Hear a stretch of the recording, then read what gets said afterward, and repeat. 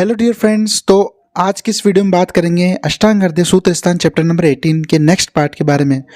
वमन विरेचन के बाद जो पेयादि क्रम चलाया जाता है वो किस तरह से लाया जाता है।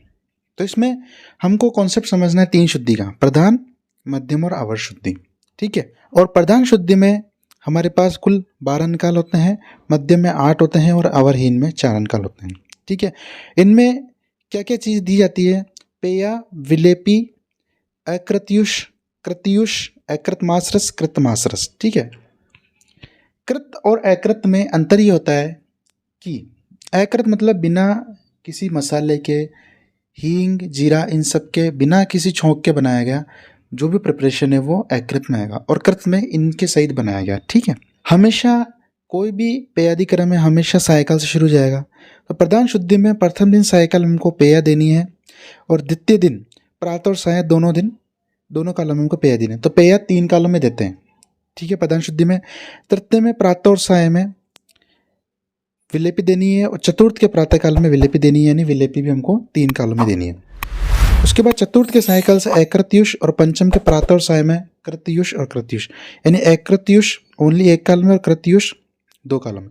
षष्टम के प्रातः और साय में षष्टम के प्रातः में अकृतमाश्रस और साय में कृतमाश्रस, और प्रातः में फिर सप्तम के कृतमाश्रस, यानी अकृतमाश्रस 1 काल में, कृतमाश्रस 2 काल में। साय काल से फिर वापस सामान्य, यानी कुल 12 हमारे पास अन्य काल हो गए। मध्यम शुद्धि में साय काल में पेया, द्वितीय दिन के प्रातः काल में पेया, यानी 2 अन्य काल में पेया देनी है मध्यम शुद्धि में। तृतीय में प्रातः काल आपको विलेपी देनी है और द्वितीय के सायकाल में विलेपी, यानी 2 अन्य काल में विलेपी।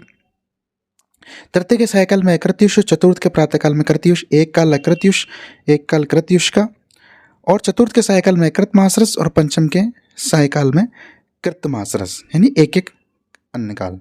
कुल 8 अन्य काल हो गए। प्रधान शुद्धि में दिन पूछे हमको 7 दिन और 12 निकाल। मध्यम शुद्धि में दिन पूछे 5 दिन और 8 निकाल। अवर या हीन शुद्धि की बात करें तो प्रथम दिन के सायकाल से पेया 1 काल में, द्वितीय के प्रातःकाल में विलेपी 1 काल में, सायकाल में अकृत या कृत्युष, और तृतीय के सायकाल प्रातःकाल में अकृत या कृतमाश्रस, और सायकाल से फिर सामान्य, यानी कुल हीन शुद्धि में 3 दिन दी जाती है और 4 अन्य काल। ठीक है। पेयादि क्रम का फल, इसमें मैं निरुक्ति ध्यान रखनी है कि क्या निरुक्ति है। यथा अणुर अग्नि तृण गोमे अद्य संध्यु उष्णमा भवती क्रमेत महान स्थिर सर्वपचित शुद्धस्तीय पेय अंतराभि। जिस प्रकार बाह्य अग्नि, सूक्ष्म अणु, तिनका, गोमय, गोबर आदि को क्रम से जला देती है अग्नि, यानी पहले अणु को, फिर तिनके, फिर गोबर को, उसी प्रकार वमनादि से शरीर की अग्नि जो जठराग्नि, वो ये जो पेयादि क्रम इनका पालन करने से स्थिर हो जाती है, महान हो जाती है और सभी आहारों को पचाने वाली हो जाती है। वमन और विरेचन के वेग, और उसमें क्या बात होती है वो हम अगली टेबल में एक्सप्लेन करेंगे। वमन के अंत में पित्त आ गया तो वो माना जाता है वमन का सम्यक हो गया, उत्कृष्ट वमन। विरेचन के अंत में कफ आ गया तो वो माना जाता है उत्तम विरेचन। बात करते हैं वमन और विरेचन, वमन के उत्तम, मध्यम और हीन वेग के बारे में। अगर उत्तम है तो उसमें 8 वेग होंगे, मध्यम है तो 6 वेग और हीन है तो 4। 8, 6, 4 इस ऑर्डर में आपको ध्यान रखना है। मात्रा यहाँ रखनी है 2 प्रस्थ, 1 प्रस्थ और आधा प्रस्थ। ठीक है। 2 प्रस्थ, 1 प्रस्थ और आधा प्रस्थ, ये मात्रा ध्यान रखिए। विरेचन में उत्तम, मध्यम, हीन की बात करें तो 30, 20, 10 इन वेगों का ऑर्डर ध्यान रखना है, और मात्रा 4 प्रस्थ, 2 प्रस्थ और 1 प्रस्थ। ये बहुत इंपॉर्टेंट टेबल है, आपको ध्यान रखनी है। इसमें 5 मार्क्स का क्वेश्चन आ सकता है। वमन के बाद विरेचन। वमन किए हुए व्यक्ति को विरेचन देने से पूर्व स्नान और स्वेदन कराकर श्लेष्मा का त्याग कराने पर कोष्ठ, मृदु, मध्य कोर के विषय में विचकर विरेचन देना चाहिए। मृदु कोष्ठ में विरेचन, जिसमें पित्त की अधिकता होती है वो कहलाता है मृदु कोष्ठ। इसमें अगर आप हल्का गर्म दूध भी देंगे ना, उससे विरेचन हो जाएगा। क्रूर कोष्ठ जिसमें वायु होती है उसको, इसमें श्यामा निश्चोत से भी कठिनता से विरेचन होता है। ठीक है।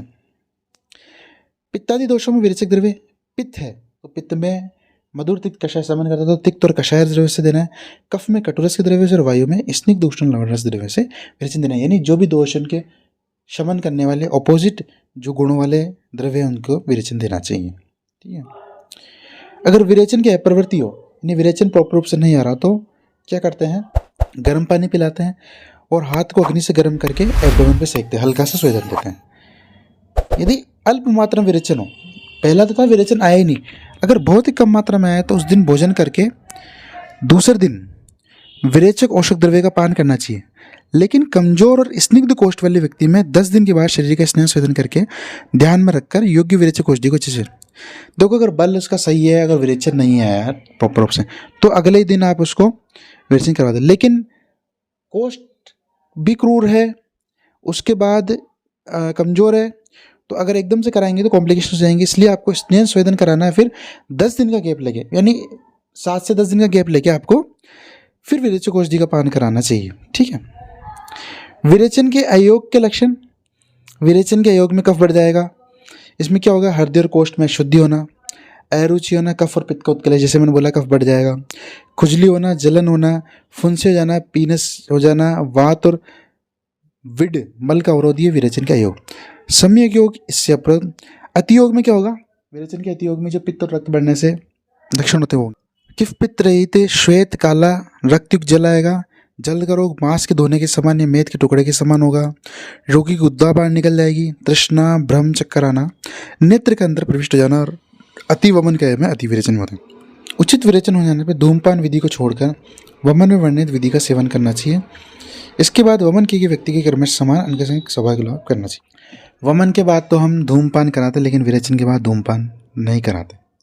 ठीक है, ये आपको बात ध्यान रखनी है। औषध सेवन के पश्चात अगर जठराग्नि मंद हो और संशोधन न हो, कृष्णा न हो, दोषों की वृद्धि से दुर्बलता कौन औषध जीन लक्षण लंघन किन किन कंडीशन में करानी चाहिए? अगर जठराग्नि मंद है, उचित संशोधन नहीं हुआ हो, अक्षाम हो, दोष वृद्धि से दुर्बलता आ गई हो, औषध की जीर्ण होने के लक्षण दिखाई नहीं तो लंघन कराना चाहिए। लंघन का लाभ क्या होता है? स्वेदन औषध सेवन से दोषों में उत्पन्न उत्कलेश को रोक जाने पर मंदाग्नि आदि कर्म, यानी अगर कोई भी संशोधन या कोई भी क्रम ढंग से नहीं हुआ तो उसकी जो डाइजेस्टिव फायर है, जो अग्नि है, वो कमजोर पड़ जाएगी। तो लंघन से क्या होगा कि वो बैलेंस हो जाएगी, बढ़ जाएगी, और जो कॉम्प्लिकेशंस होते हैं अग्निकरण वो नहीं होंगे।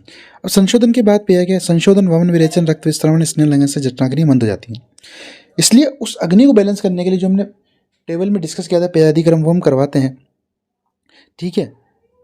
जिस रोगी का पित्त और कफ थोड़ी मात्रा में बाहर निकलता हो, मद्यपान करने वाला हो, वात पित्त प्रकृति, उसे पेयादि क्रम का सेवन नहीं करानी। उसके लिए फिर तर्पण, लाजा, खील, धान के लावे आदि का सेवन कराया जाता है। स्पेशल कंडीशन आपको ध्यान रखनी है। अब वामक और विरेचक द्रव्य का भाव। वमन कारक औषधि अपक्वावस्था में दोषों का निवारण करती है, इसलिए वमन के लिए औषधि के पाचन होने की प्रतीक्षा नहीं करनी चाहिए। अभी तो अमाशय में आगे दोषों को शीघ्र वमन द्वारा बाहर निकलना चाहिए।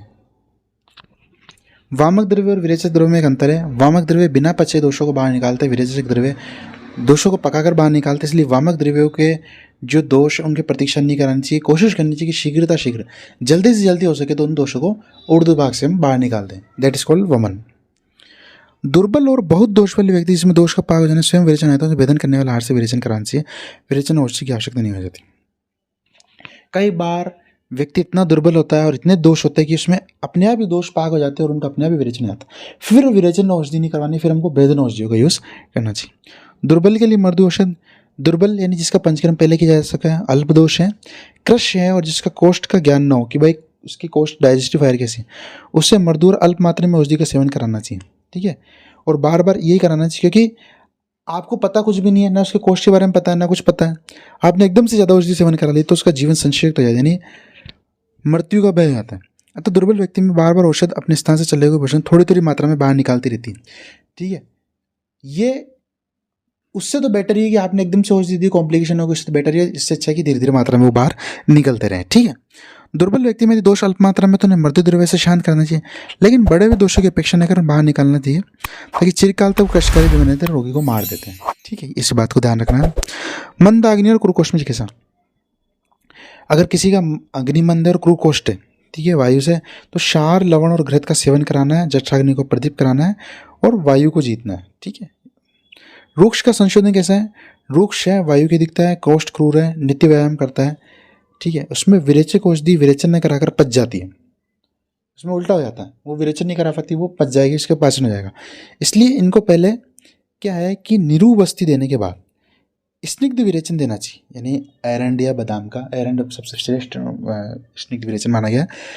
इसके बाद तीक्ष्ण फलवर्तियों से मल की प्रवृत्ति कराना चाहिए, फिर हमको विरेचन देना चाहिए। रुक्ष आदि में संशोधन आए, स्टेप्स क्या है? पहला, सबसे पहले निरूबस्ती देनी है, फिर स्निग्ध विरेचन दे रहा है एरंड तेलन से।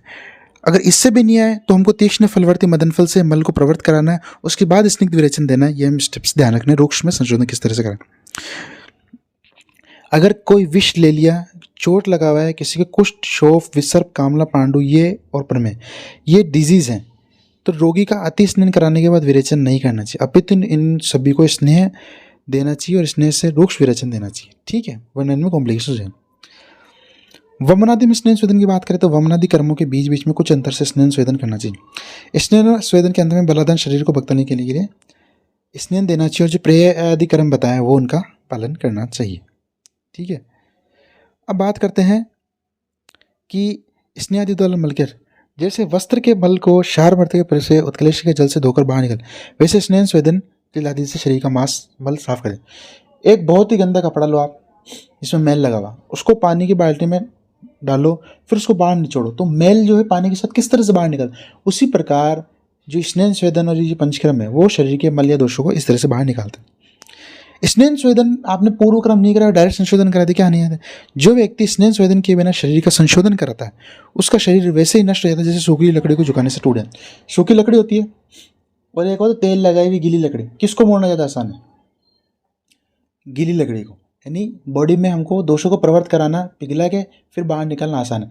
अगर हम डायरेक्टिव करा देंगे, जैसे सूखी लकड़ी को टूट जाती है ना, एकदम ऐसे आप मोड़ो खट एकदम से टूट जाएगी, उसी प्रकार से इसमें टूटने का मतलब ये नहीं, इसका मतलब है बॉडी में उपद्रव उत्पन्न आना, कॉम्प्लिकेशन उत्पन्न आना।